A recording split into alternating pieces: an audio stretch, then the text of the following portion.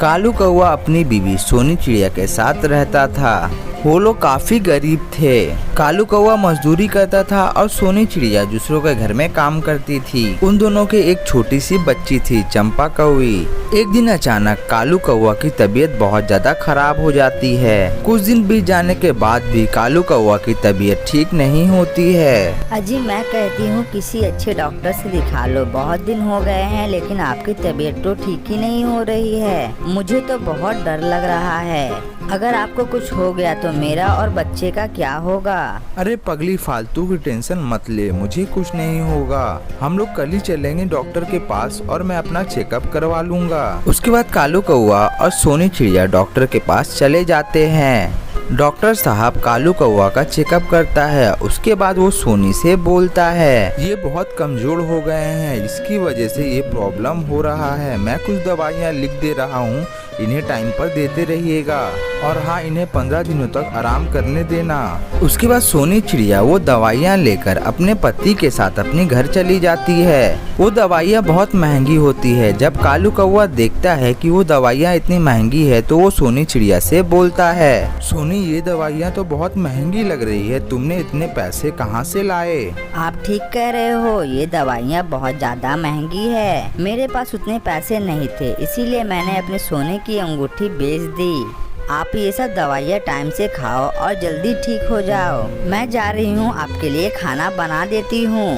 तभी चंपा बोलती है, मम्मी मैंने पहले ही खाना बना दिया है, आप जल्दी से वो खाना पापा को खिला दो। तूने बहुत अच्छा काम किया है चंपा, अब जल्दी से जा खाना लेकर आ।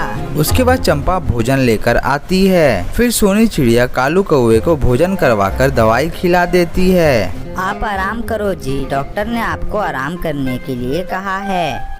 देखते ही देखते कुछ दिन गुजर जाते हैं। कालू कौवा की ज्यादा तबीयत खराब होने के कारण सोनी चिड़िया भी काम पर नहीं जा पाती है। सोनी चिड़िया अपना सारा समय अपने पति के देखभाल में निकाल देती है, लेकिन कालू कौवा की तबीयत अभी तक ठीक नहीं होती है और उसकी तबीयत बिगड़ती ही जाती है। और एक दिन अचानक उस कौवे की मौत हो जाती है। फिर सोनी चिड़िया जोर जोर से रोने लगती है, अजी आप हमें छोड़कर क्यों चले गए? मैं अकेले चंपा की देखभाल कैसे कर पाऊंगी? फिर चंपा कौवी भी रोने लगती है। पिताजी आप उठ जाइए पिताजी, आप हमें ऐसे छोड़कर नहीं जा सकते हैं। सोनी चिड़िया की दुनिया अब उजड़ चुकी थी। उसे कुछ समझ में नहीं आ रहा था कि वो बेचारी करे तो क्या करे भला। फिर एक दिन चंपा कौवी अपनी माँ सोनी से बोलती है, मम्मी आप बोलो तो मैं भी कहीं काम करने चली जाती हूँ, घर में थोड़ा भी राशन नहीं है। नहीं बेटा, बहुत दिन हो गए मैं भी काम पर नहीं गई, भला मैं कितने दिन घर पे बैठी रहूंगी। उसके दूसरे दिन जहाँ सोनी चिड़िया काम करती थी वहाँ पर पहुँच जाती है। टुनटुनी को देखकर उसकी मालकिन बोलती है, अरे टुनटुनी तू इतने दिन कहाँ थी? मैंने तुम्हारी जगह किसी और को काम पे रख लिया है। ये बात सुनने के बाद सोनी चिड़िया बहुत ज्यादा उदास हो जाती है और अपने घर वापस आ जाती है। अपने मम्मी को देखकर चंपा कौवी माँ से पूछती है, क्या हुआ मम्मी, आप बहुत जल्दी आ गई?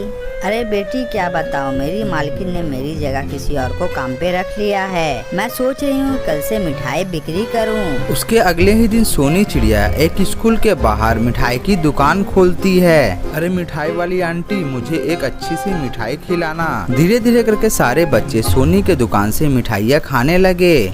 सोनी चिड़िया की सारी मिठाइयाँ अब बिक्री हो जाती है। सोनी चिड़िया खुश होकर अपने घर जाती है। चंपा बेटी मेरी सारी मिठाइयाँ बिक्री हो गई। स्कूल के सारे बच्चों को मिठाइयाँ बहुत ज्यादा पसंद आई। वाह मम्मी ये तो बहुत अच्छी बात है। हाँ बेटा, अब कल से तू भी स्कूल जाना और अच्छे से पढ़ाई करना।